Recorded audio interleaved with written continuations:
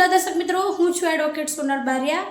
દર્શક મિત્રો, સરકાર દ્વારા એક નવો નિયમ લાવવામાં આવ્યો છે કે જે કોમન પ્લોટના રજિસ્ટ્રેશનને લઈને છે।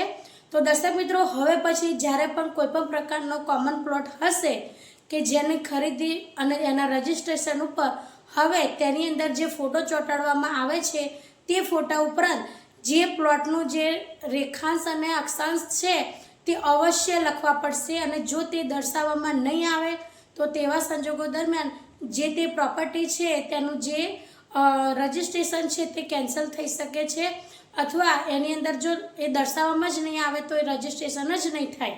તો હવે પછી કમ્પલસરી કોમન પ્લોટની અંદર કોઈપણ પ્રકારનો પ્લોટ કોઈપણ વ્યક્તિએ ખરીદ્યો છે અને એ પ્લોટ ખાલી દર્શાવવા માટે એનો જે ફોટો છે એ પણ ચોંટાડવાનો રહે છે અને તે ઉપરાંત એનો રેખાંશ અને અક્ષાંશ એ દર્શાવવું એ ખૂબ જ આવશ્યક છે। તો દર્શક મિત્રો, આ જે નવા નિયમો છે તેની માટે જે સરકાર છે તેમની અંદર જે સ્ટેમ્પ ડ્યુટી ભરવાની આવે છે અથવા તો જે રજિસ્ટ્રેશન ફી છે તેની અંદર કોઈપણ રીતે ગેરરીતિ ન ઉપજે તે માટે આ નિર્ણય લેવામાં આવ્યો છે। એટલે હવે પછી જેટલા પણ કોમન પ્લોટની જે રજિસ્ટ્રેશન થશે તેની અંદર આ નિયમ લાગુ રહેશે। તો દર્શક મિત્રો, આજના માટે આટલું જ। જય હિન્દ, જય ભારત।